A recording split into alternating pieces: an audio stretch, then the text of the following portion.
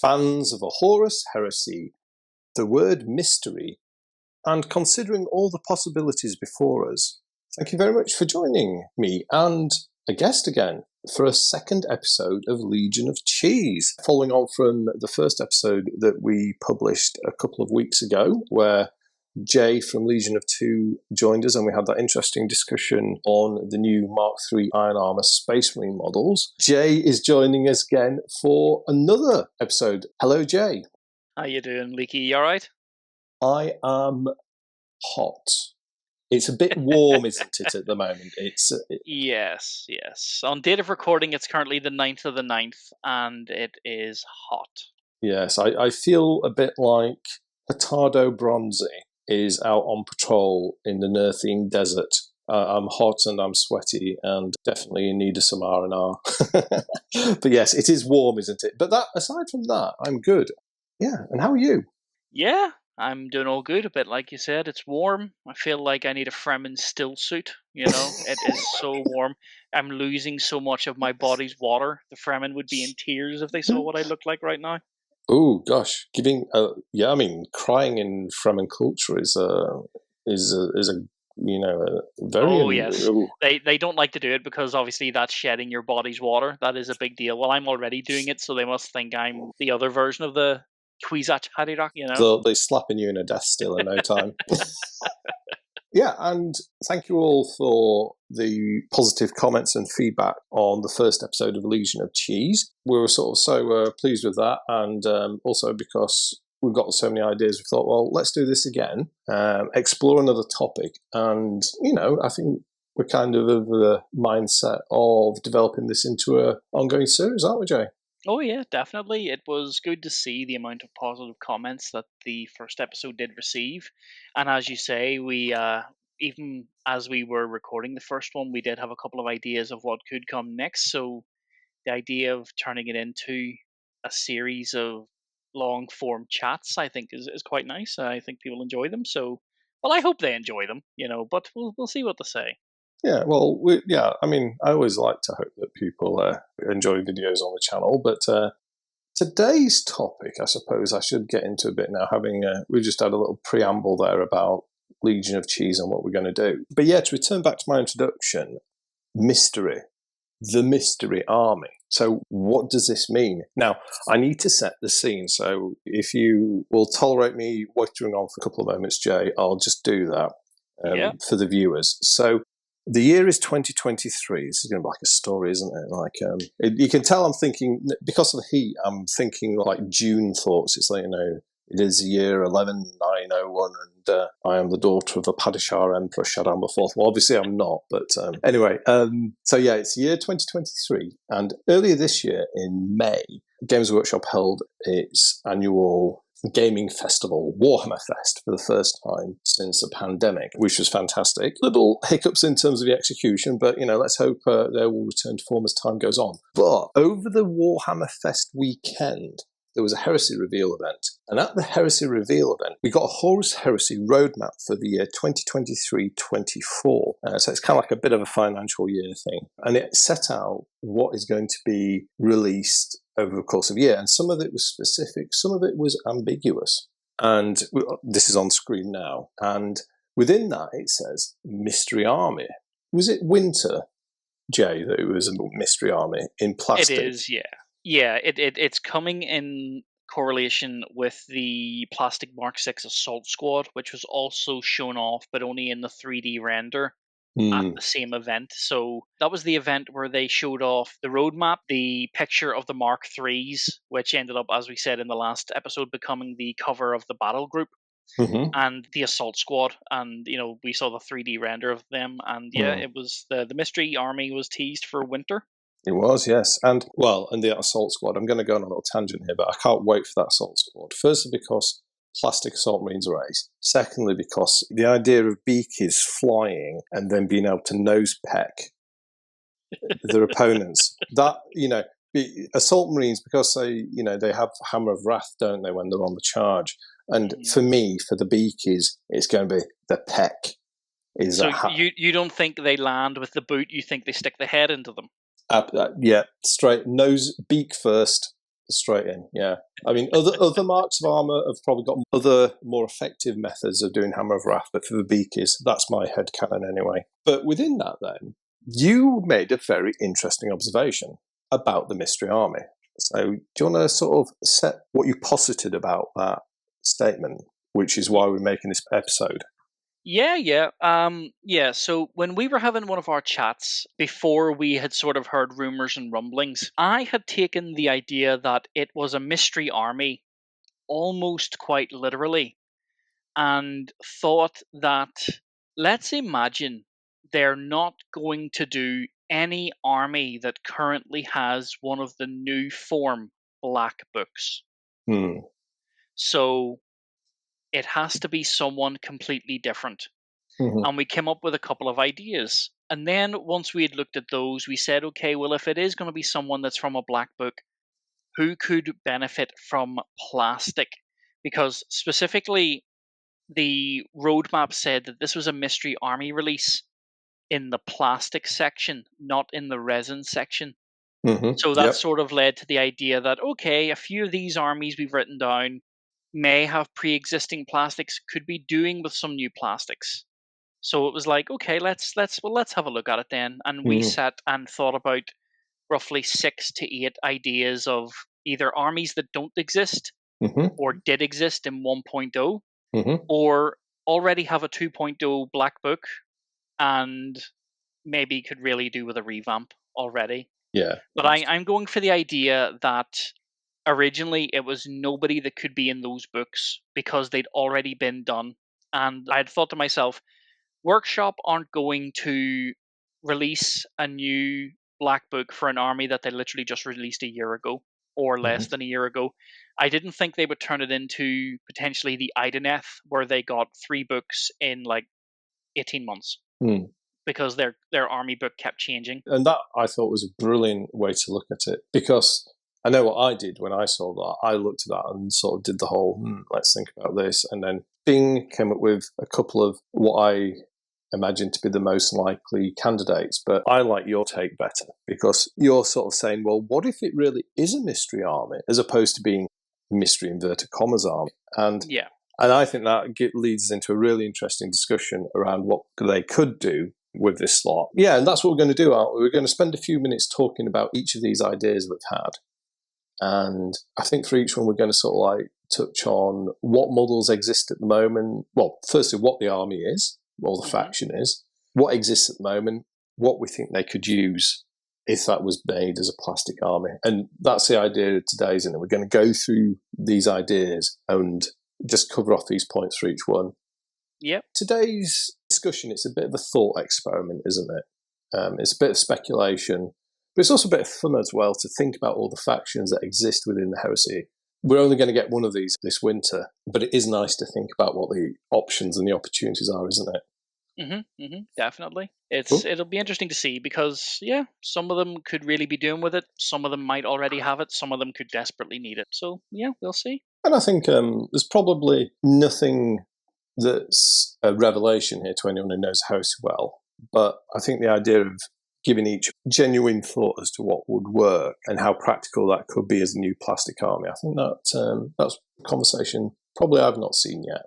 So hopefully we're bringing something a bit new to the table as well. Yeah. So would you like to kick off with the first idea on the list? Yep. So the first idea we had thought about was a mystery army totally dedicated to the knightly houses that are not aligned with the Mechanicum. So, as we know, they did get a bit of loving in one of the black books that came out. I think it was the Forces of the Omnissiah. But you could almost say that technically the knights that are in that book should really be the ones of the houses that are aligned to the Mechanicum.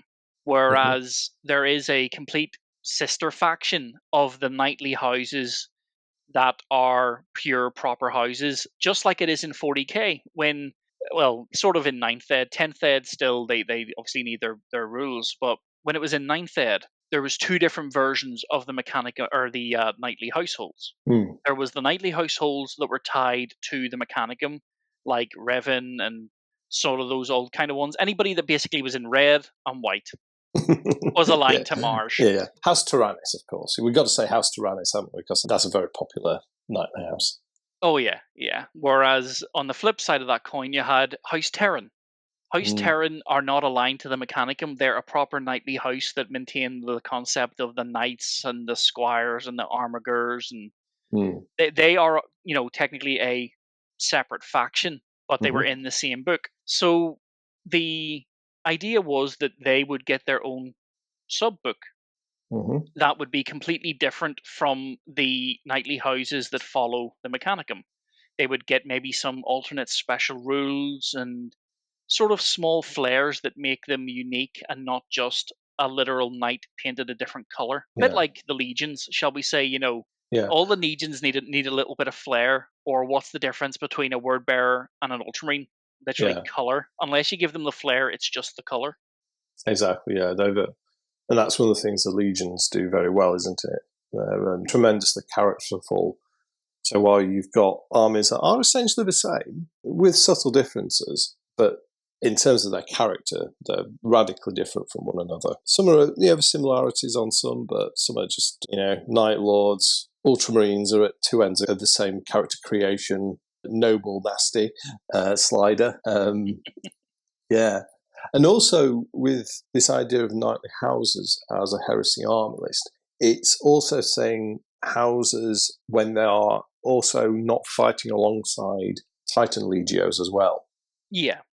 So while a lot of, I don't know the background well enough on knightly houses as a whole, but a lot of knightly houses have an allegiance or at least a support role to a particular Titan Legio, and they will send certain knights off to support Titan Legio. So I'm just sat in front of my Warlord Titan, which is Legio Gryphonicus, and that has a number of knightly houses that support it. So there's well-known knightly houses like House Veroni, who lend a lot of their knights to Gryphonicus. But then there's also some lesser well-known ones, such as House Mamaragon, who also are affiliated to Gryphonicus and lend their knights. But there's another side to that, isn't there? That those knightly houses don't always fight in support of the Legios, and probably you could argue most of them didn't, and they were actually part of a planet's defensive force, weren't they? A military. Yeah.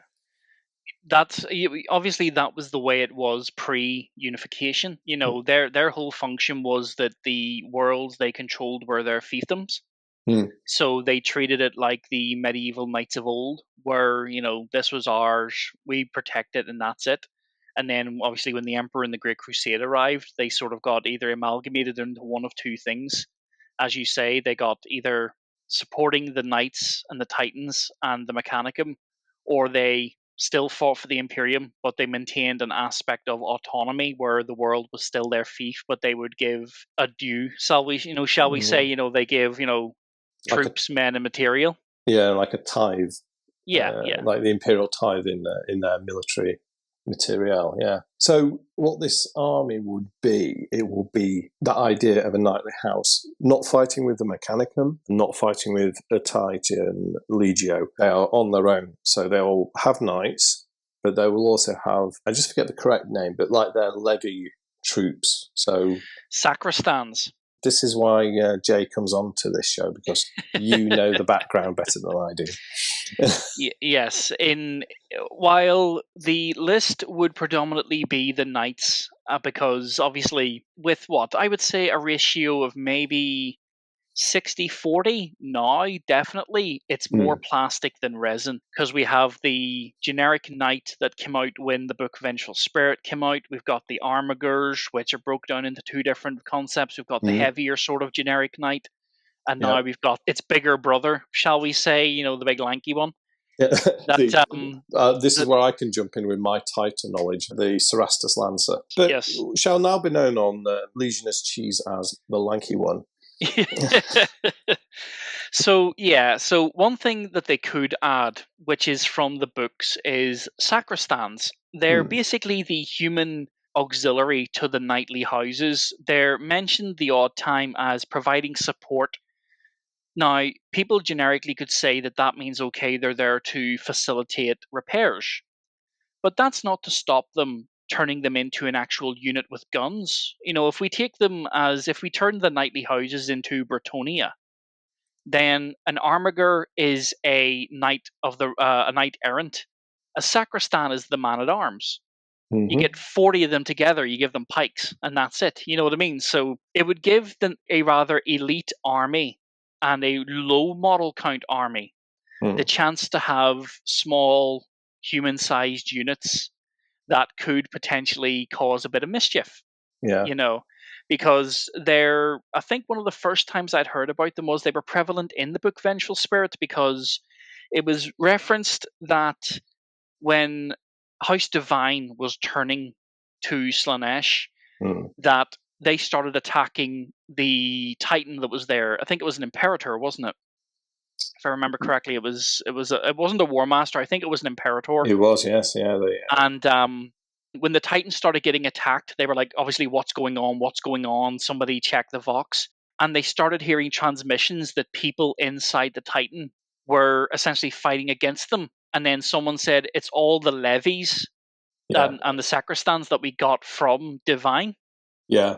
So it was almost like, obviously, traitors inside the tank. They were obviously just corrupted by either the Vox transmission or maybe some sort of essence from their overlord that said, we're now doing this, do as you're told. But that was sort of the first time we'd mentioned them. So you could have a lot of working sort of fancy or like sort of interesting things you could do with the sacristans rather than make them just a cheap 10, 20 man shooty unit with las guns. You could maybe try and make them a bit more elite, a bit veteran. You could have potentially a unit that could attempt to repair your tank or repair your knight, like a Tech Marine. You could have a unit that could infiltrate or could disrupt enemy Mechanicum vehicles. There's a few small, that you can maybe justify in lore that they could do, and obviously, if they can work it like that, then they could. I suppose conceptually, it's similar to the rules for the Titan Guard, which actually do have models, don't they? But it's the idea of the supporting troops, these supersized war walkers, but it not having to always be the Mechanicum. It could almost be a bit like some of the concepts from the militia list. So we do have that PDF list, which I think is a rather good one. And for something that's been made available for free, I think that's a really good piece of heresy gaming material and ideas. They could pull quite a lot of the ideas that are already there in the militia list and put that into a knightly house list by combining some of the infantry ideas with the knights. That would work, and as we've touched on, there's quite a lot of models there already, because as well as all the plastic knights that there already are, which are fantastic models, everybody likes knights. They've got the Hellrinds. I mean, even the Mechanicum knights which are forgeable plastic hybrids. They're still, for what they are, they're actually some of the more affordable forgeable models. But in addition to those, we've got the other two Cerastus knights coming, so the Acheron and the Castigator. Those are going to be in plastic soon. So there's some really strong core elements of that army already in plastic. So all they'll need to really add are some plastic infantry units, aren't they? I reckon with a little bit of creative juice, Games Workshop, they could make the list out of that. Oh, definitely. Even without the inclusion of the sacristans, you could just make it pure knights and have all the different variants, because you've got even the sort of generic Imperial Knight that came out, depending on what arm configuration you get it, obviously it makes a different interpretation of the Knight. So there's a lot you could do with that, and with the new Knights, as you say, that are coming out, which are all built off the Cerastus chassis. There's quite a few there to fill. I mean, and considering it's a low model count, one each of those would probably get you near 2K at least. Yeah, and I mean, but I think adding the human infantry is what would really make it new and original, because we've already got a knight household list in the Mechanicum, Liber Mechanicum. That was the word I was looking for.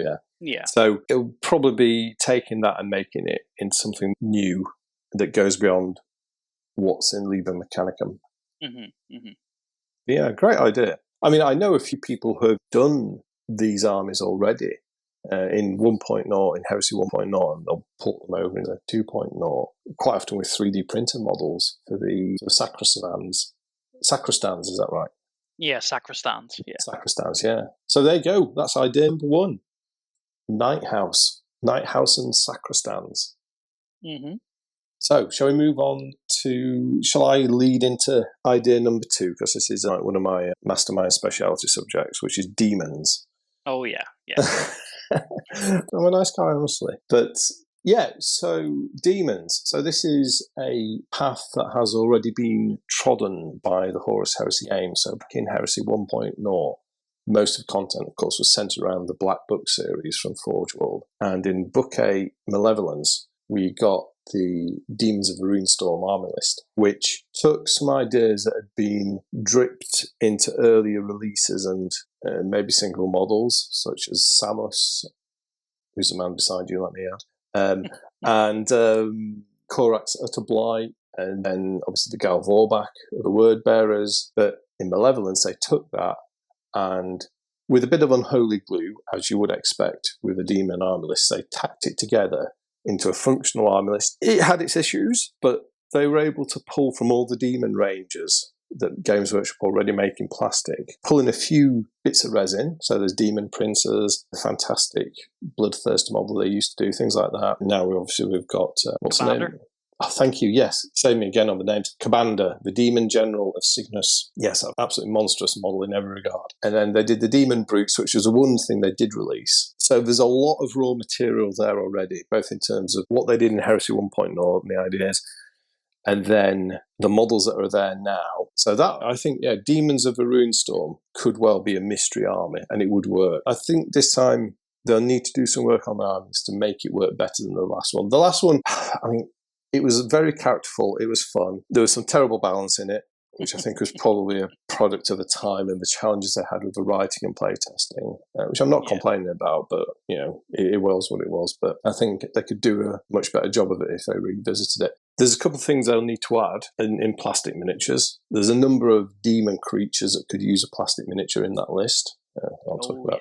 And then I think they'd also want the Ruinstorm portals, something that you could put on a tabletop to represent that. Because that's a key part of the army, isn't it? This idea that the portals open up and the demons flood out. Yeah, I mean, even if they don't release a model for that, a lot of people would probably quite enjoy the idea of kit bashing it from the 40k Noctilith crown, which you could work with and turn it into a portal. If I had the opportunity, I would prefer that they would maybe go for more of the actual demons, because when you were looking at the demons, for example, did you enjoy the fact that we had the four patron gods demons on the field, or were you looking for something a bit more unknowable at that point in time? I'll give you an example. I liked the idea of the demons, but I didn't actually like the idea that it was just the same old bloodthirsters, bloodletters, stuff like that. I liked the demon brute because you looked at him and you're like, I can't tell what god you came from, in a way, you know. Yeah. And I like the idea of these sort of almost pantheon-esque demons. Yes. You know, you can't look at it and go, oh, he's a follower of Nurgle. That's just this creature that's appeared, and you're like, I have no idea what that is or who it's from. Yeah, agreed. You know, a bit like Samus. Even though Samus is red, and obviously he has you could look at it and go a bit of a cornate tendency. You could almost look at Samus and go, is he a follower of Khorne though, or is he undivided? You know, that kind of thing. You know, obviously when you look at Commander, you're like, all right, that's a given. But you know, I did quite like that idea of the It's almost like, do you remember 5th edition Chaos Codex for 40k? Oh, vaguely. There was I think it was 5th. It was either, I think it was 4th or 5th. I remember that dreadful flying thing when there was no anti-air about. In that edition, I think it was either 4th. No, it was definitely 5th. Yeah, it was either 5th or 6th, right? That they had basically in that was the book where they took out all the demons, and all they had was 2 generic stat lines: the lesser demon, right, and a sort of a greater demon. And the lesser demon's concept was that it doesn't have to be a bloodletter or a plague bearer. Yeah. You could make the demon out of whatever you want. So, as an example, what I did was I based them off beastmen. Okay, yeah. Because it's a demon that's been obviously summoned by, say, some chaotic cult, and because they're maybe a pantheon cult, this has been sent through, and it's not one of the gods. It's an amalgamation, or it's something that's unknowable yet. That kind of idea. So I always liked that concept. And I always thought that having just the standard monogod plastics was a bit like, yeah, all right, fair enough. I understand it's all the demons come together, but I wanted more of the brutes. Yeah, no, agreed. And that was a big part of what interested me about the original Ruinstorm army list idea, because it had a lot of units that were like the brutes. They only did one of a whole bunch of units that were like brutes, and part of the way that army list was written, there was definitely an element of it to do with, at the time of the heresy, the Chaos Gods had united to defeat the Emperor. Yeah. What did the forces of chaos call the Emperor? They got a very particular name for him, haven't they? Oh, it wasn't anathema. The anathema, that's right, yeah. Not the anathema, the anathema, yeah. And anyone who's read the story Fear to Tread, as well as reading Book 8 Maelstrom, but Fear to Tread gets into this nicely. There was a allegiance between the Chaos Gods, and they'd set aside their differences to defeat the anathema, the Emperor. And I thought those brutes were an example of the minions that came forth to do their bidding. So they weren't bloodletters, they weren't steeds of Slanesh, they weren't beasts of Nurgle, it wasn't the Lord of Change. These were demon things that had been created to fight this great war. And they weren't just of the allegiances of the great powers, And of course, there's always a good chance if you redo a Demons of the Ruinstorm list to drop in Malal again, which is just hilarious to have a demon army that is optimized for killing demons. It's just never change writing stuff like that. Games Workshop never change. So demons. Now, what about models though? So I think there's quite a lot of work to do that. I mean, there's a lot of plastic stuff available for the 4 great powers, isn't there? There's a nice group of demon princes. Obviously, we've got Kabanda, which is an amazing model. I have a feeling I might end up buying a Kabanda one day. And then we've recently seen Fulgrim Ascended as well.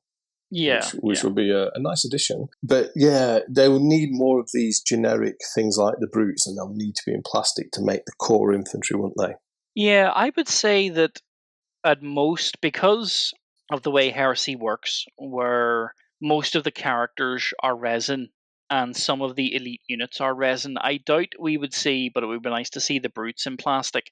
But I would say between 3 and 5 new plastic kit would be nice, and you would need to stagger it with the idea that one of the kits would be rather numerous, smaller, lesser demons, basically foot soldiers, generic disposable foot soldiers, and then each other kit that rises is something bigger and nastier until the final kit is something akin to the Mutilex Vortex Beast from Fantasy, except more Pantheon-esque and a lot nastier. I've just got this idea, this massive mound of meat, this thing with just muscular arms, and just walks about and something that's big and nasty enough that it would go hand to hand and have a fist fight with a dreadnought.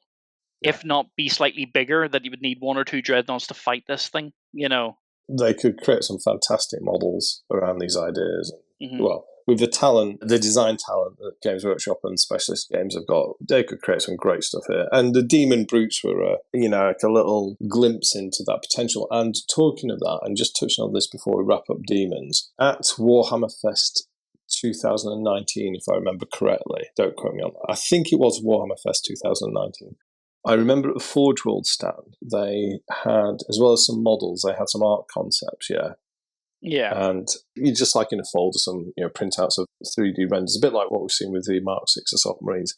And one of the things they had was a winged demon. I think it was a winged demon prince, and it had been done for the Ruinstorm army. It clearly had the remains of an Astartes in its claws.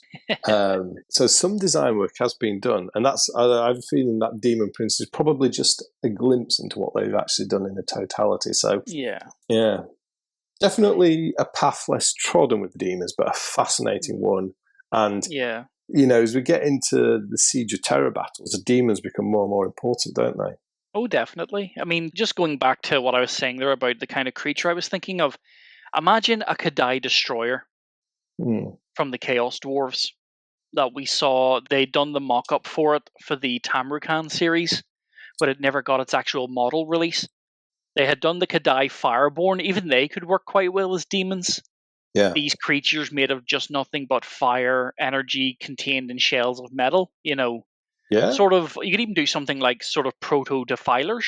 Yeah, and they Things did, like that. There's a lot you can do with that concept for these creatures, but and they it's limited by, I suppose, the design team's imagination. It is, yeah. And recently, thinking about it, they did do that PDF where they released some rules for Forge World demon units that are currently available. So, for example, the Brass Scorpion got some rules for use in the Heresy.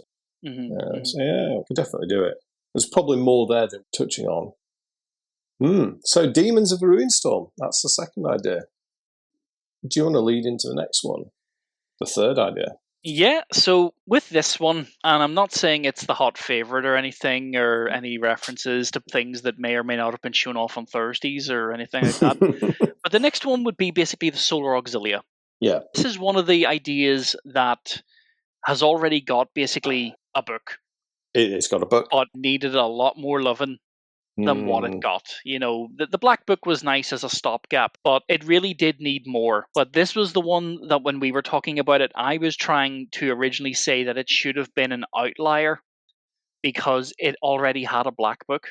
I was trying to, as we said earlier on, I was trying to stick with the idea of trying not to have armies that already have something that's been written.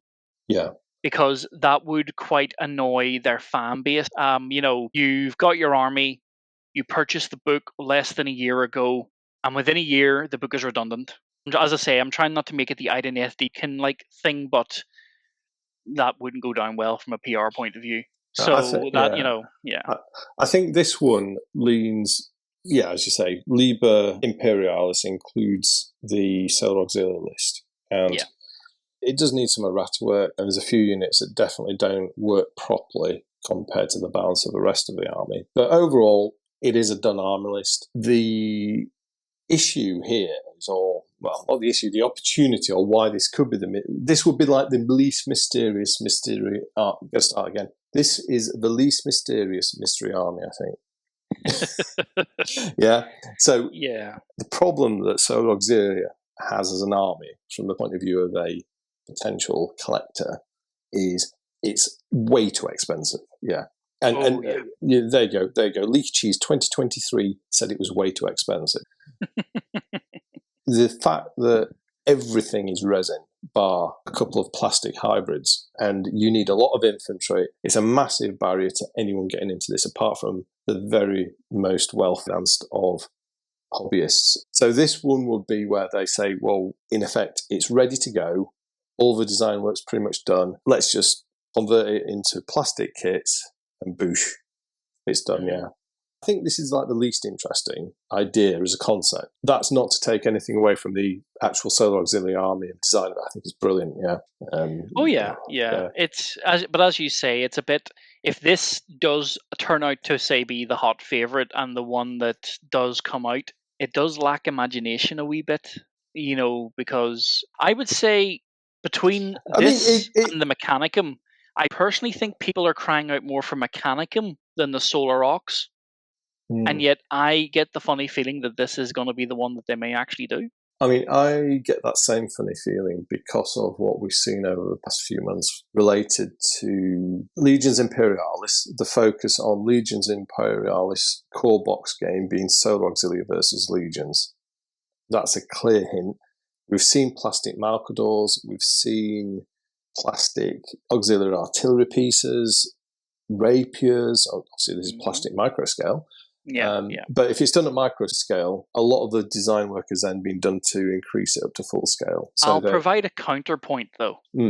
Right? Now, we do like a good counterpoint. Yeah, this is the only wrinkle in that whole concept for me. Honestly, right? It's the Arvis lighter. I love that flyer. I've always loved that flyer. There's just something about it. It's great. It's a little flyer that could. Now, I'm just going to say that I put a tweet up where I put the little flyer that could. when they re-announced it. And then a few days later, I noticed a new Warhammer Community article, and it said the little fire that could. I was like, I know where you got that from, you little cheeky so-and-so. So it's like, well, hey, I'm not putting money on my ideas, but it's nice to know when someone's been reading it and thought it was good. But yeah, it's a very characterful little model, isn't it? Yeah, but they've only re-released it in resin. I mean, from the point of view of the flyer, there was a lot of teeth gnashing about that, wasn't there? Yeah, I mean, from the point of view of the flyers, right? The Stormraven and the Valkyrie are in plastic, and they require a lot more fiddly bits than an Arvis. It wouldn't have been beyond them to put the Arvis in plastic, so I don't understand why it got just basically re-released as resin. It, to me, is the only wrinkle about this being the plastic army, because some people would say, well, if they're just re-releasing that in resin, what's to stop them doing a 2-week made-to-order at Christmas time? Here's all the Solar Aux back again, including their characters. 2 weeks, fill your boots. And that's it. But the Mystery Army is something else. Yeah, because... sorry, Gaff, stop you there, Jay. They're already all available again. Are they? They are, yeah. Avas Joven came back into production a couple of months ago. Oh, okay. Fair enough. Okay, so it's not as big a wrinkle as I thought, but it's still quite annoying, because if it's true that this is getting released, we're going to see a load of lovely tanks. We're probably going to see the new Atheon Heavy Sentinel. Yeah. But come on, Atheon. The Atheon Tomato. Yeah. But that flyer would have just been like a little cherry on top, because it's literally one of the oldest kits Forge has done, and it has stood the test of time. Everybody loves it. It's just like a running wee thing. So to bring that into plastic, I just thought it would have been quite nice. They kept it in resin for some reason. It just completely baffled me. Well, okay, I'm going to give a counterpoint, or I'm going to try unwrinkle the wrinkle. Already. So I think to release that in plastic now, it would have basically been a dead giveaway, because they clearly want to keep this secret until they splash it as part of their marketing and release strategy. Yeah. Yeah. If they'd done the Arvis Lighter as a plastic kit now, everyone would have been like, okay, plastic Solar Auxilia, we know it. Yeah. So but my counter to your counter's counter. No. Go on. I'm still unwrinkling your wrinkle. There's a complex bit of ironing to do here. It's like trying to iron a collar on a shirt. The other thing is, I don't think, as beloved as the Arvis Lighter is, I don't think it fulfills an important enough role in the Solar Auxilia list to sell a lot yet. Yeah.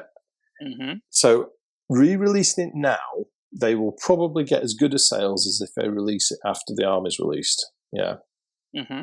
Maybe with time, and if they do release Solar Auxilia with a decent plastic range, maybe then people will start buying them in resin in enough volume to convince the higher-ups in accounting at Games Workshop to sign off on doing it in plastic. But I'm not sure, from a point of view of how the army works, it's an important enough part of the army to really justify a plastic kit yet. There's a lot of things that are, and I speak as an owner of a large model count but small points value Solar Auxilia army here.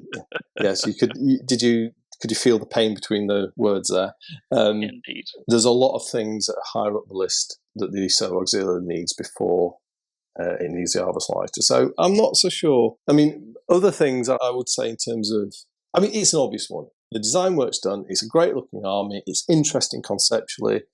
They're doing it in Legions Imperialis. So that's going to increase interest. So yeah, we'll see. I guess thematically, it's a way to place something other than Space Marines.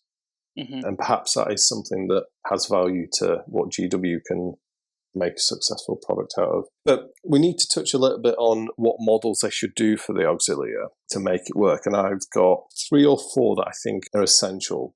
Okay. And I'm going to set aside anything tanks-wise, because I think they'll do the tanks. If they do it, they'll do the tanks anyway. But look at Legion list. When someone came along and said, which of the huge list of Legion vehicles do you want making in plastic? The person leading said yes. But I think what's important, though, for the auxiliary is the infantry. And so firstly, they need the las rifle sections in plastic. Yeah. Because you need a lot of those troopers, and they're expensive at the moment. Secondly, they need the Velataris, so the elite infantry. That'd make a nice squad as well. Beautiful designs. A lot of people like them. And you could do a great multi-part kit or multi-weapon option where you've got the signature Volkite clivers and also add rotor cannons and power axes, which would look cool. And then there's another two, well, probably another three, one of which was your suggestion. But there's a command section of a tactical command. I just forget its name now. But the command section, so that's a 4-year-old kit at the moment. It's quite expensive. It's like 80 quid. And that's your HQ. It's only 5 guys, isn't it? I know, it's pricey. The models are beautiful, and they are produced at a standard more akin to the character series models. So I've got that. And it is a beautiful set, but it's expensive. And the Charonites as well. I think their heavy infantry, they're almost like counter to Terminators in the Legions. Mm-hmm. And then that's the Ogrins, isn't it? Yeah, that's right. Yeah, the name of the Ogrins. Yeah, they were nice models. I am partial to an Ogrin. They're quite a nice kit. Yeah, they're good. They're quite disturbing as well. Very grimdark.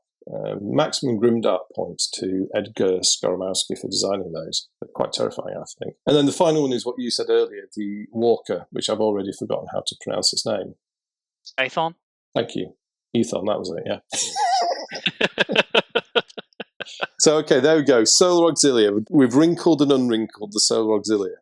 Right, I'm going to do the next one because I think if I do the one after that, you'll come get me. Yeah, I think I probably would. Yeah, you'll hunt me down like dog I'll be. Yes.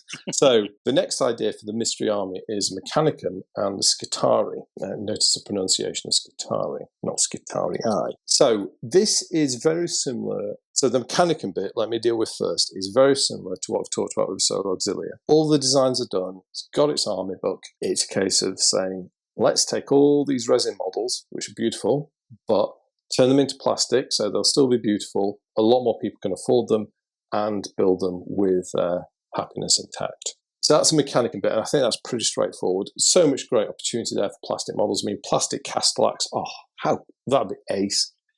Absolutely awesome. They would be nice. Plastic Myrmidons.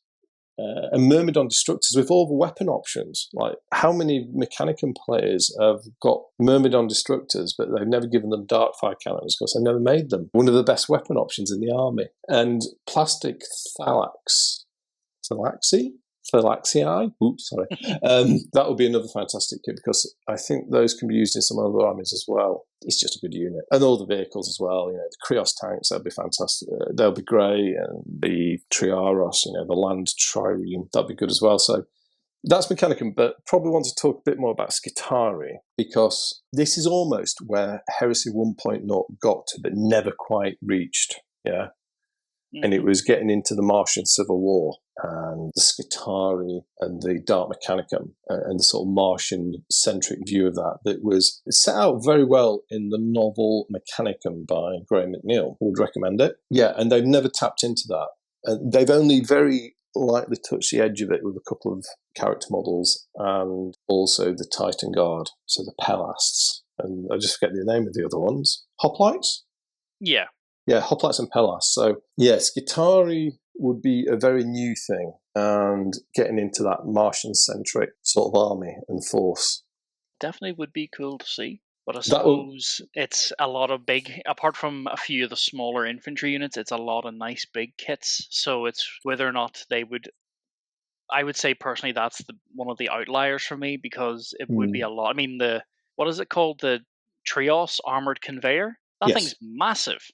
For them to do that in plastic, it would be a kit like, Yeah, that would be a model probably the size of Kratos in terms of the size of kit, maybe a bit bigger even. It's a big beastie. Yeah, the Skitarii would be a very mysterious one to get into, and they've sort of in Liber Mechanicum, they sort of just touched a little bit, prodded the Dark Mechanicum a little bit, just put a little teaser there for the fans of Dark Mechanicum with the persona Schismata or Schismata. We're doing a lot of tomato pronunciations this evening. So Mechanicum, I think, is like the Solar Auxilia. It's a very obvious, unmysterious mystery army. Skitarii, that'd be cool. I'm not really sure what the units would look like for it. I guess there'll be a lot of, Skitarii, so perhaps maybe thinking a bit more about the Adeptus Mechanicus range in 40k and sort of range of units there. Perhaps that might translate backwards into 40k. Into Heresy even. Yeah. No, I mean the AdMech stuff that they have in 40k, there's a decent amount of units there now. You know, they've got the Dune Crawlers, the Rust Stalkers, they've got those Skitarii assassin-y looking things. They've got the Flyers, the guys with basically like wings. They've got their airborne transport. They've got a tank and a transport tank. So there's a few things they could use just from that pre-existing kit and just add in either an upgrade sprue or maybe a few wee bits and pieces to, you know, heresify them, shall we say? You know, so that people could just use the pre-existing plastics rather than maybe doing a whole range of new plastics that would have let's think about it from the point of view of their seals. If there's, say, 10 people that play Heresy, 6 of them are going to play Space Marines, and maybe 2 play AdMech, and one of them is probably a Space Marine player who wants something else for a bit of variety. Workshop will look at that and go, Heresy is a niche of 40k, and the AdMech are a niche of Heresy, in a way. Yeah. Would we want to waste the time making brand new Skitarii units when we could just use the pre-existing Skitarii with a few new bits and pieces? Yeah. And maximize the profits instead of worrying about plastics that, you know, may never sell as many as we want to, compared to just adding to the seals of the pre-existing kits. So that'd be one where maybe a strategic kit or two to put in a characterful unit that, just trying to think what the name of it is. It Skitarii Protectors, they call them? Almost like the Marine equivalent infantry. Yes. Heavily augmented. I think that'll be the thing I would add, the Do Protector squad. That'll work well. But yeah, I think you're right there that there's a lot that they could tap into from the 40k range. And it also dovetails well with the Mechanicum, because I bet they'll probably say, well, the Skitarii might use robots as well, or they certainly might use some of the tanks. Yeah. So, okay. It would be a nice little variation. It may not be worthy of a full black book by itself, but at least a PDF with a couple of kit bash templates would be nice. You know, if we don't get a full range of plastics, just like they've did with the Guard and the Templars in 40k, they do a wee upgrade sprue. Well, it's more like an upgrade box which has 2 sprues in it, and they're more like little bits you glue on or add on, or a separate arm, a separate this for certain kits. Something like that, just for a little bit of variety, would be nice. You know, if they're not going to give people, well, if they're not going to give the Mechanicum players or the Skitarii players what they want, which is everything in plastic right now, then it's better than nothing. Yeah. So yeah, Mechanicum, an unmysterious mystery army, Skitarii, a more mysterious one. Definitely an outlier. Yeah, definitely an outlier. And maybe, it'd be interesting as to when they get into that. It's such a cool idea to explore further. I also feel that quite a lot of the interest also sits within the craziness that they could do with Dark Mechanicum within that. And maybe that might be a product better developed by focusing on the Dark Mechanicum. Yeah. Which a lot of people are excited for. Oh, yeah. So talking about things that are dark, let's move on to the next mystery army idea. So off you go. I know you've been dying to do this. Yes, this one is something that's close to home and near and dear to my heart. It's the Black Shields. Now, we know they're coming because they've actually confirmed it in the PDFs, where they basically said in a wee section, you know, the Knights Errant, Garrow, and the Black Shields are coming in future publications. That was in one of the Legacies documents, wasn't it? Yeah, it's been in the Legacy documents. Yeah, every time they've updated that and added wee bits, it's still the same opening page. So obviously then there's no sort of grey area about the Black Shields in that regard. Yeah, we know they're coming. The question is when. Now, from the point of view of what we have right now with the concept of the Siege of Chthoniya and the Siege of Terra, the Black Shield concept is really a middle war concept, because they only really came into existence after the heresy broke out, because most of the factions are loyalists who went mad, traitors who stayed loyal, loyalists who turned traitor, or both sides who said bugger that and decided to go out on their own. So they almost said, we're no longer interested in the fealty to the Emperor or Horus. We are now the League of Independent Astartes. No gods, no masters, yes. only men. But for this one, it's relatively simple. And it's relatively easy to do. I mean, their list only requires 3 variations. If you take 1.0 as the prime example, it only requires 3 variations. They can't have praetors. They must have a Reaver Lord. They can't take tactical squads. Must have marauders. And marauders are basically veterans. That's it. Their basic troop is a veteran, because anybody who's went down that road is a veteran of the heresy and or all the battles that came from that. I was actually going to there for a second say a veteran of the Long War, but it's a different kind of war. No inductee. It was one of the reasons why they were so expensive. Actually, it was kind of hateful at times when you would try to run a 5-man Marauder squad was akin to the points of a 10-man tactical. It was, they were expensive. It would sometimes. I think that would work much better in Age of Darkness, because now veterans are all 2-wound champion type models, aren't they? Yeah. The veterans are now useful in Heresy 2.0. And are forced to be reckoned with, and that would lean into the Black Shields well, wouldn't it? Yeah. Oh yeah.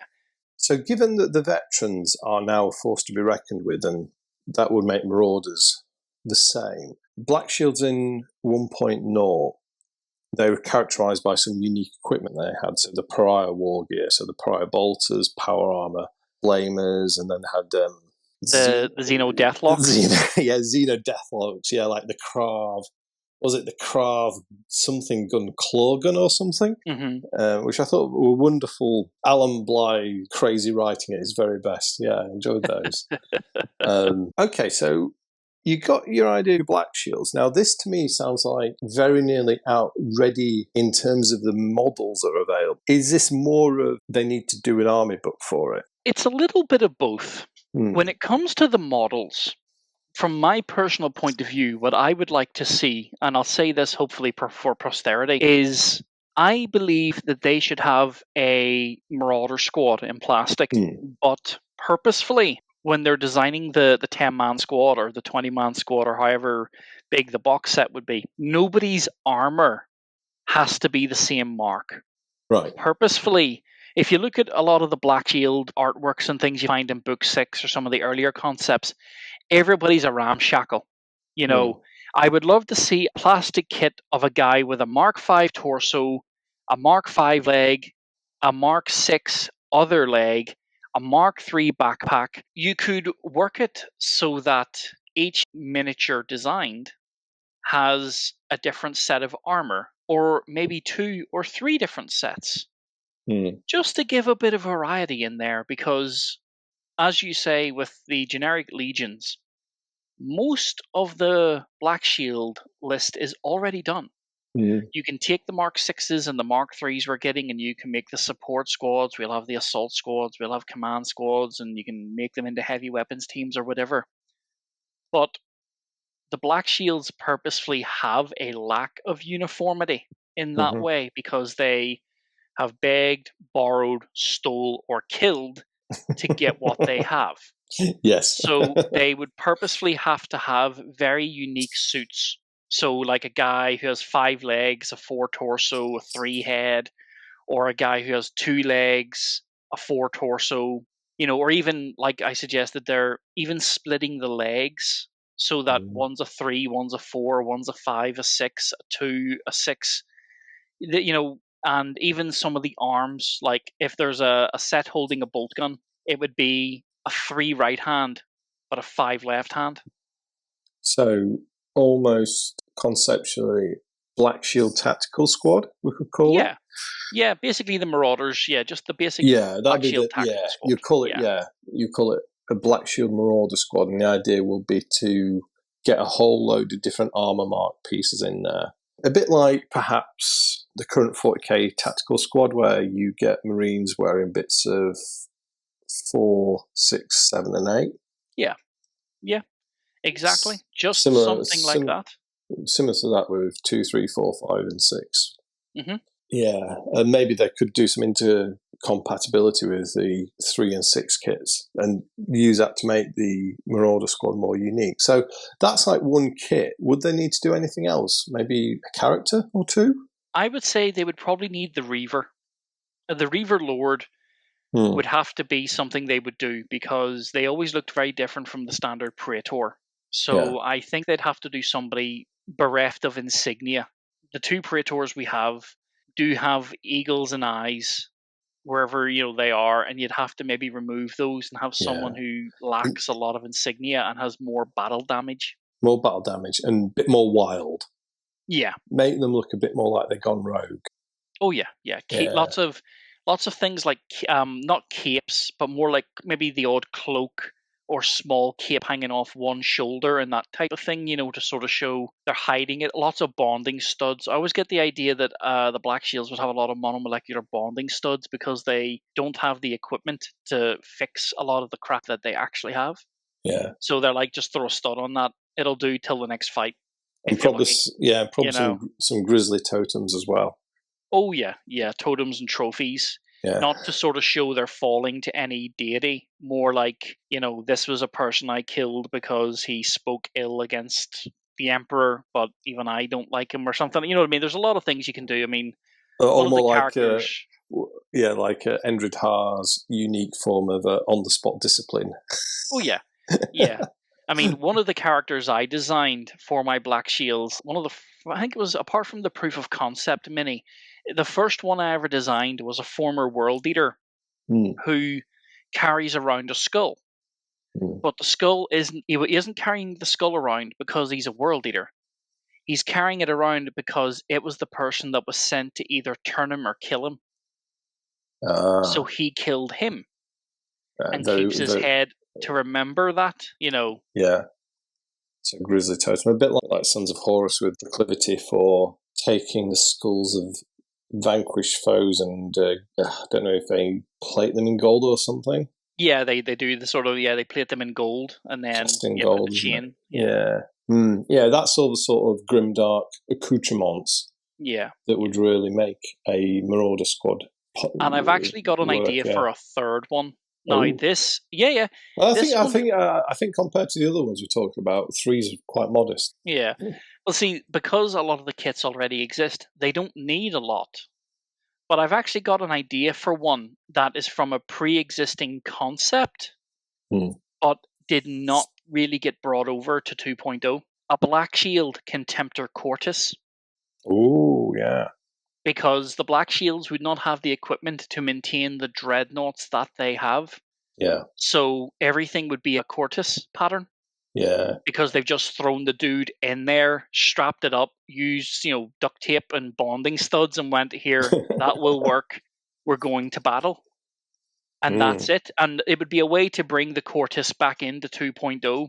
Maybe not for everybody, but to make it something very unique.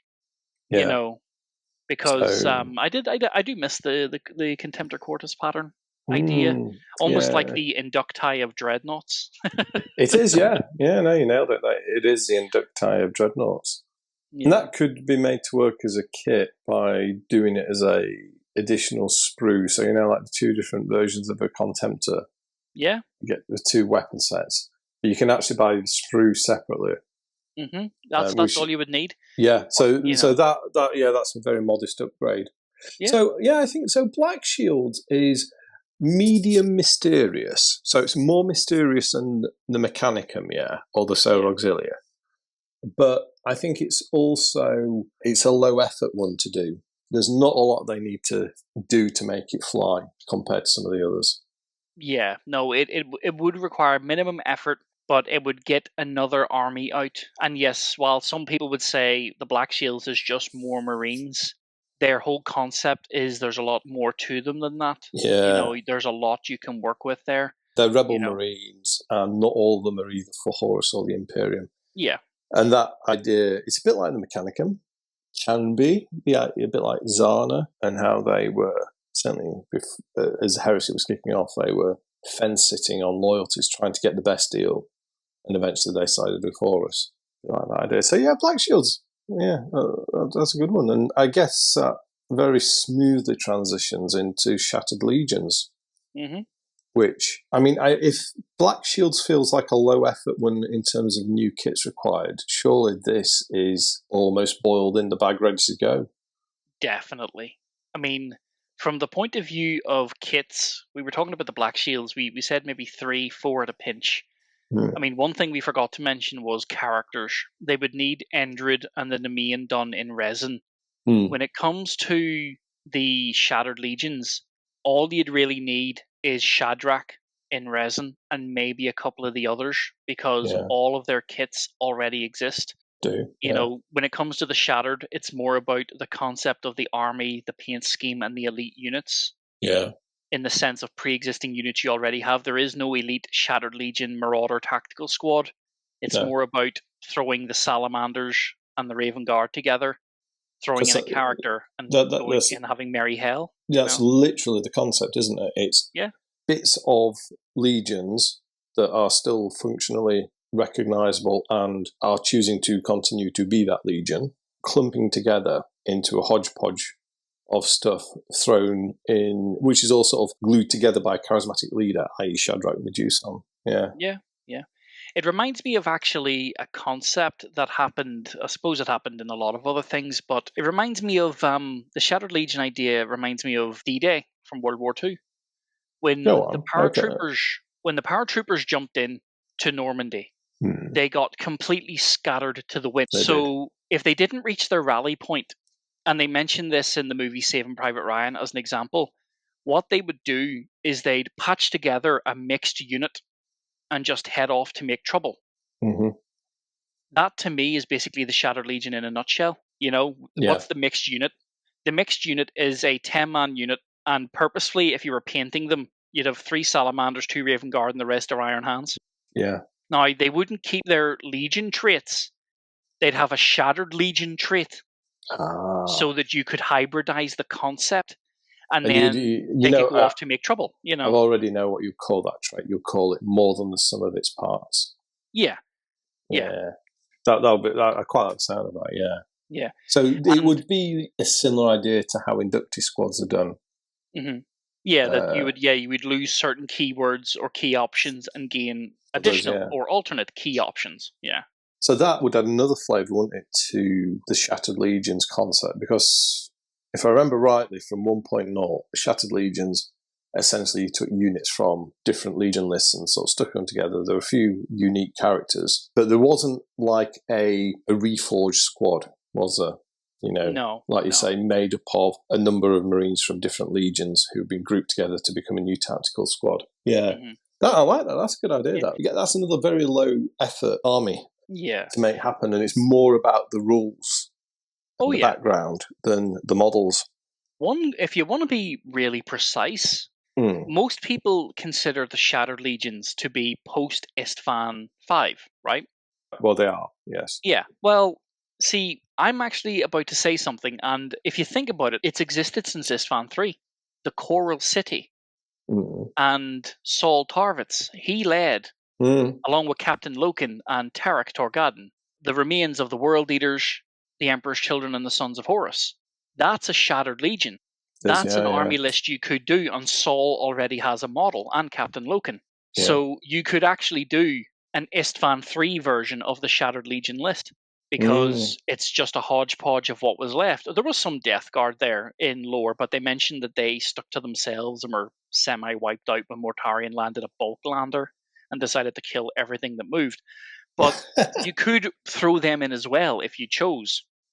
And in the lore, there's quite a few additional characters. You know, there's what's his name? Solomon, captain of the Second Company, Emperor's Children, who was in the book Fulgrim, and because that was written after Galaxy in Flames and he wasn't mentioned, they said like he took a head injury and was unconscious for a whole chunk of it, and then woke up and decided to not steal Saul Tarvitz's thunder. So he just decided to maintain a little area and hold the line, and then Lucius killed him. Yeah. You've got Captain Erland of the World Eaters, who was a loyalist. You've got Macer Varen. Yeah. Although he was technically in orbit, but you could argue that he was there. And, what's the other guy? Shabran Dar, the World Eater character from Book 1. Oh, yeah. He was an Imperial. So there's quite a few there you could do. You don't have to stick to the idea that the Shattered Legions are Istvan 5 or, well, post Istvan 5 because... Yeah, essentially post Istvan 5 ramshackle hodgepodges. You can go as far back as you need to justify that, and that to me that always sounds like a brilliant concept for an army. Is the sort of I used to call them the loyal traders. Well, yes, and actually you've touched on something that I was just going to bring up as well about the flexibility of the concept of the Shattered Legions, because so you remember Black Book 3, Extermination. So the main narrative event, or the kick-off narrative event of that book, is a Battle of Paramar 5. Yeah. And that posits a very interesting situation, doesn't it, where the Alpha Legion are tasked to take the world, and just as they are enacting their attack, a bunch of Iron Warriors led by, what's his name? What is the name of the Iron Warrior? Now you've put me on the spot and it's actually escaped my head. The very gnarly guy, as tough as nails though. Now through the magic of the internet and pausing, we have found out the name of the character. It is Keir Varlin. Yep.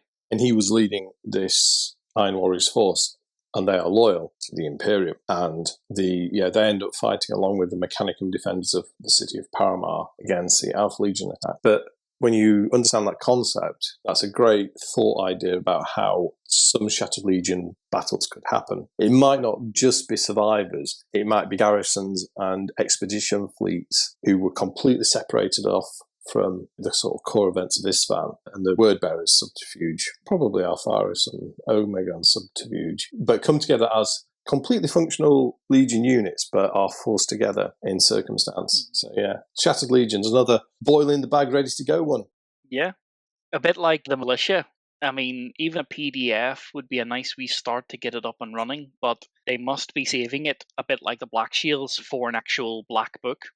Or, worst case scenario, they're going to turn those concepts into the Exemplar battles, because you always get a special unit. Yeah, true. I would hope they would deserve a bit more treatment. I think Mystery Army, if it is Black Shields, I would probably imagine they would package Black Shields and Shattered Legions into one. But, definitely. Just like they did in Book 6. So again, that's medium mystery, but low effort to make it happen, because most of the models are done. Or certainly, there's functional plastic units out there. So a few moments ago, you mentioned Militia, and Militia was the last one on the list that we wrote. I've added another one after this, which is kind of like a dishonourable mention. Yes, Militia. So the Militia are one of those really interesting parts of the Heresy gaming universe. Yeah.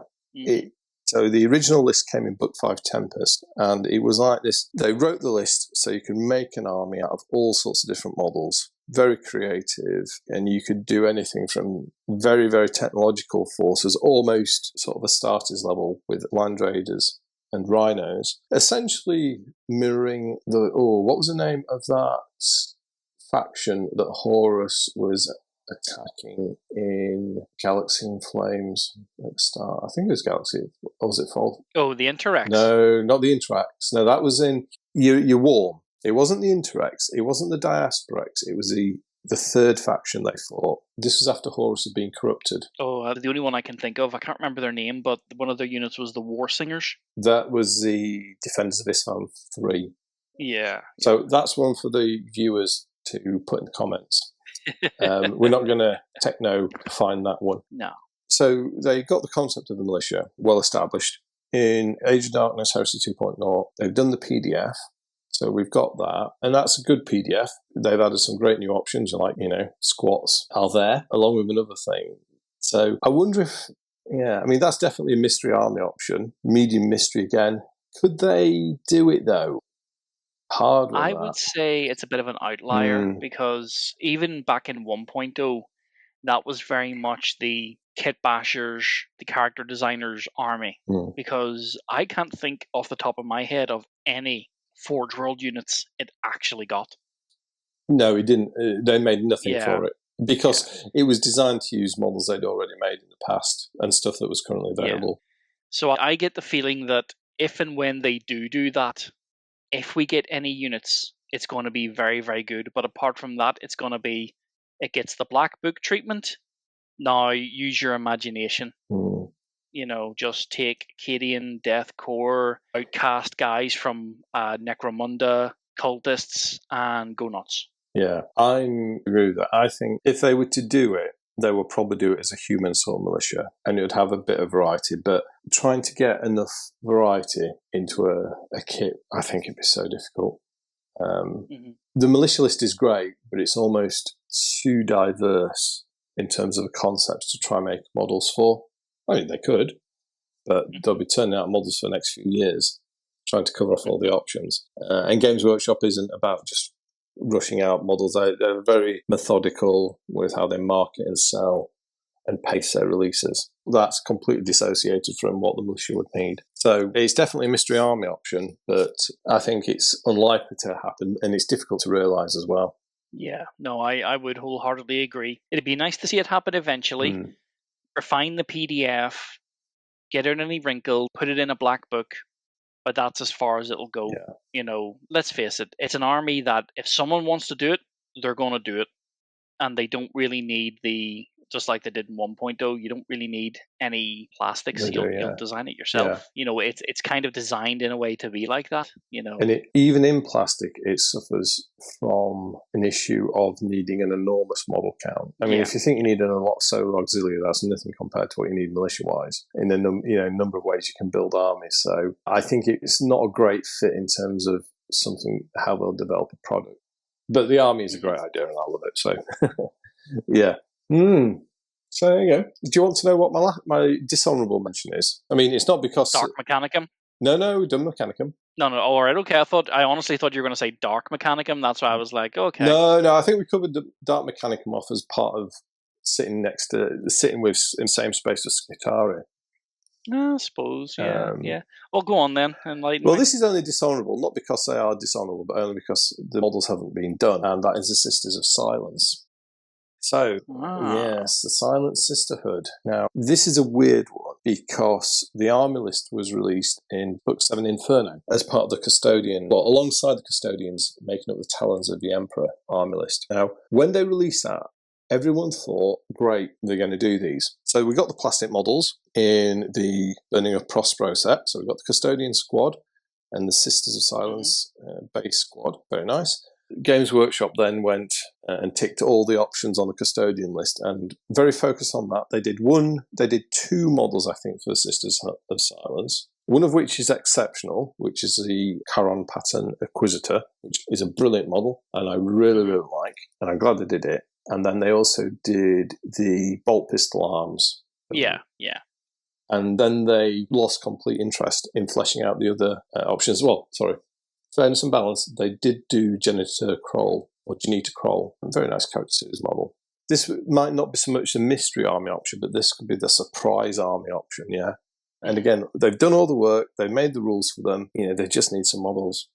Yeah, I would say another outlier. Hopefully one day a valid option. Yeah, I suppose these suffer from being a bit of a tactically odd army.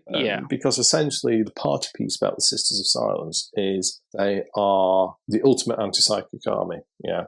In a lot of games of Heresy, their abilities are wasted. Yeah. Unless you're fighting demons, Thousand Suns, or a particularly psychically tuned bunch of word bearers, you're probably not going to get your value out of a lot of their abilities that you'll pay for in squads. And even that alone means that, from the point of view of the game itself, G-Dub would look at that and go, it's the niche of the niche of the niche. So is it worth it? Yeah. That kind of thing, they're going to look at it and go, we need something that gives us the maximum amount for as little as maximum amount. So, yeah, absolutely. They're looking to get the best return on any given investment in production and design, aren't they? And perhaps the Sisters of Silence are in a bit of an awkward place in the Heresy because of that, because of what they represent. And it's an interesting contrast to the Adeptus Sororitas in 40k, which it's like another elite human army, isn't it? after the Astartes, they are the best human warriors, large standing forces, aren't they? Oh yeah, basically second to the Marines, because they actually have proper power armor, and then below them is stormtroopers. Then below them is the baseline human Katie, or the human the guard, shock troops, the guardsmen, Yeah, that's not to say that the Adeptus Sororitas aren't very potent warriors, but they're not freakish, human, biologically engineered creatures in power armor, are they? They are still mortal, functioning humans. Yeah. But yeah, they're an elite human force. They've got a very strong theme around their faith to the Emperor. And that's a great foundation for an army theme that's going to be gameable. The Sisters of Silence have got the issue that skill-wise they are comparable to the Sororitas, perhaps a bit better. Warrior-wise, yeah. Oh, yeah. But their thing is they are anti-psycho troops. And in most games, that's a wasted ability. So yeah, probably it would be a very unusual thing for them to do. But yeah, it does make me wonder, though, why they wrote the rules in the first place. Prospero? And then just sort of, and then they just sort of left maybe they did write the army list and then thought, actually, when you think about it, they're not that useful on the field. Well, we'll, you never know, there's still a wee bit left of the Siege of Terra. Let's see what the Null Maidens do against Demons. Yeah. Well, I mean, if you did a campaign, the war in Webway, then the Sisters of Silence will be in their element because you're fighting the Netherborn every single step of the way. Mm-hmm. Yeah. And that's our list, isn't it? That's it. Yep, that's them all. So I would say personally, if I had to rate the top 3, that I would say 1 being the one that's most likely and 3 being the least out of the 7 or 8 there we had. I would say probably 1's the Solar Rocks, 2 is the Black Shields, and I'd say honestly 3 is the Knightly Houses. But what about you? Okay. I would go 1 Solar Auxilia because... So we're doing likelihood here, aren't we? Yeah. So Solar Auxilia, then Mechanicum, then Black Shield / Shattered Legions. Yeah. That'd be mine. Oh. So that's likelihood. What about personal preference? What would you pick out of that to be the mystery army? It would have to be the Black Shields, purely because I need that book. I don't mind running my army as any legion I choose, but I'm missing the core concept, which is the Marauders, because I'm having to run 10 guys with chain swords, 10 guys with bolt guns, 10 guys with flamers. Yeah. In the Marauders, I can have them all together in one unit. Yeah. And that's the point, because it's meant to be standardization for a Black Shield doesn't exist. So every dude carries what he wants. Yeah. So I need that basically like Space Marine veterans. I need veterans as troops without having to take pride of the Legion. Right. So Black Shields, yeah, fair enough. And then what would I pick? So I'm almost... I'd almost pick Black Shields just because I know how passionate you are about them. And I'm currently very contented with the armies that I'm working on from the main list. So doing a lot of stuff on my Sons of Horus, still developing my Mechanicum. So I'm quite happy at the moment with what I've got. But if you were to really sort of push me on one personally I'd want, it would be the Skitarii and Dark Mechanicum. And in particular, Dark Mechanicum. Because I think it's an element of the heresy that is really interesting. A lot of people know about it, and I think there's some great ideas that could be developed from it. And perhaps, dear viewers, who have been very patiently listening along to our discussions, and I hope you've enjoyed this, do share in comments. What would you pick out of this list? Which do you think is the most likely? Which would you most like? Do you think we missed anything? Because we could have missed something, couldn't we, Jay? Oh, no, definitely, yeah. I mean, there's a lot of armies in the heresy, a lot of sub-factions that do deserve their own place in the, their own 15 minutes of fame, the place in the sun, whatever you want to call it. So, yeah, there probably is something we've missed, and as you say, if the viewers know it, stick it in a comment. Yeah, I'm sure we missed something. I'm almost certain of it. Always interesting to hear that, yes. So, I think we've covered a lot of ground there. It'll be interesting to revisit this discussion once the mystery army is announced. Oh, yes, like a wee follow-up episode where are we going to be vindicated, or are we going to be sitting here going, really? The Cabal? Yeah. They chose the Cabal as the mystery army? I mean, I know you'll be... You know what? I'm rage quitting this game. I flip a table. I'll be just like, when can I order John Grammaticus? So I'm a big fan of John Grammaticus. I think he's a very fascinating character. But yeah, the Cabal, that'd be hilarious. And, you know, Slough Dar, everyone wants a Slough Dar model. But yeah, I think we will have to revisit this once the Mystery Army is announced. Yeah? Definitely. So, oh, yeah. So any final thoughts, concluding remarks before we wrap up for this episode of Legion of Cheese? Well, yeah, let's see. It's probably going to be the Solar Auxilia. I would have loved the Black Shields, but any new heresy is good because yeah, absolutely. From me being from my personal point of view, there isn't as much heresy releases as I would like. More heresy more often. So if they just released some more stuff, that'd be good. Even if it is, granted, I am a Black Shield player and mostly Marine player, but at least if something's coming out, then we know heresy is not being sidelined per se, if you know what I mean, or just we'll release 2 things a year, that's fine. Yeah. They really need at least a drop every like 2 drops every quarter. Yeah, keep the heresy heartbeat going. Yeah. What's the phrase? A rising tide lifts all boats in the harbour. And I think when you say more heresy is a good thing, I think that metaphor, or that simile, should I say, is quite appropriate. Oh yeah. Fantastic. Well, that was Legion of Cheese episode 2. I hope you've all enjoyed listening to this discussion that I've had today with Jay, and thank you very much, Jay, for coming on for a second episode. No problem. Thanks for having me. You're welcome. And yeah, so as you say, viewers, share those thoughts and observations in the comments section. And perhaps if you've got any ideas for future discussion topics that you think we could incorporate into a Legion of Cheese episode, do share those as well. Be very interested to hear. Definitely. But other than that, I'd just like to thank you all very much for watching, and we will speak to you again soon. Bye-bye now.